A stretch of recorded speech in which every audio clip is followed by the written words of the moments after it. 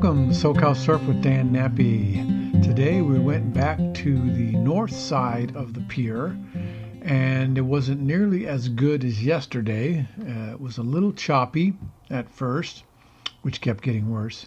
And then it wasn't a lot of people, but it was smaller and rough, kind of stormy conditions where the waves come in a little bit at different angles, and they kind of mesh together and make it difficult to find the right wave and the right position. But there were still some good corners to get and some nice rides. And so it was pretty good. It was pretty small, waist high. Occasionally a head high wave would come in, but in the 2 hours that we were there, that probably happened 3 times. And the rest of the waves were smaller, waist high waves. So pretty small. It's supposed to start getting bigger. We shall see. Of course, you never know for sure what's going to happen. We're just going to have to wait and see. So pretty good. A little textured at first, and then it got more and more choppy as the morning went on.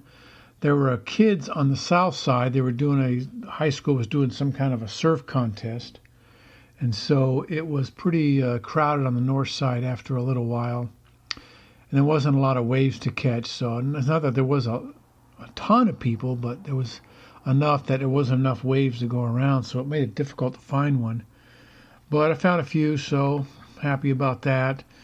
The only real incident, Craig had a couple of close calls paddling out and boards coming together and just near misses. But the biggest event for me was I was paddling out, back out after a wave, and to my left was Don. He's a older surfer, even older than me, and his strokes are very short. He can't get his hands really above his shoulders. But he catches a lot of waves. He does really well. And but he was paddling out on my left, and I was on his right, of course, paddling out. And then this big set started to roll in, one of the few. And so I'm starting to paddle a little bit harder to try to get out and try to get underneath it before it breaks on me.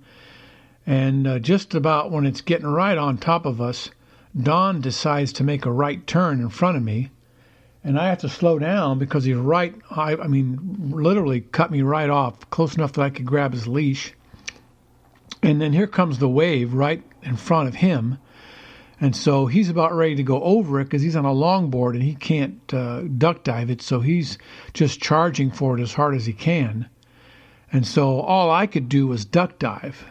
And so I went down as deep as I could, and I'm on my 7-footer, which doesn't get all that deep. So I was pretty sure I was going to end up tangled up in a mesh of surfboards and people.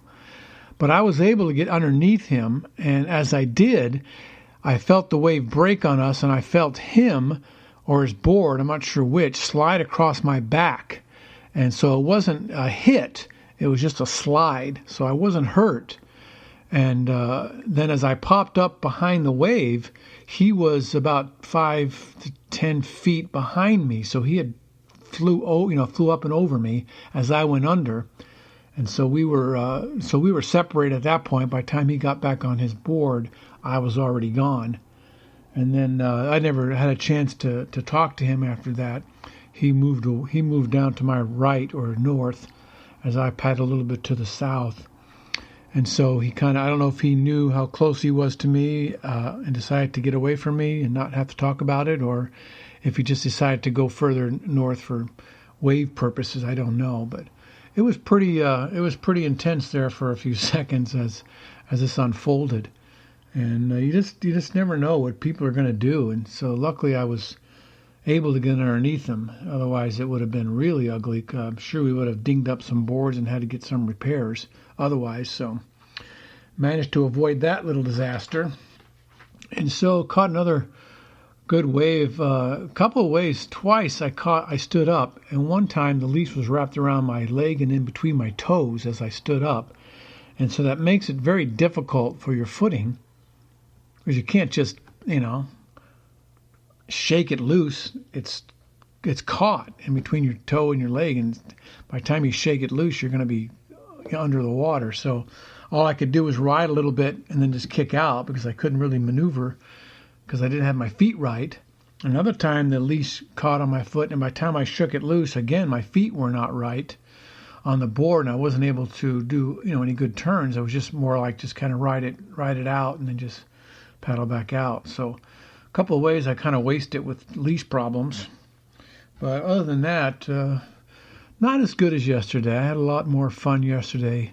Of course, I was alone for an hour and was able to catch a lot of waves. But today, a lot more people on the north side, and the waves weren't very good, and there weren't enough of them. So, pretty mediocre day for that.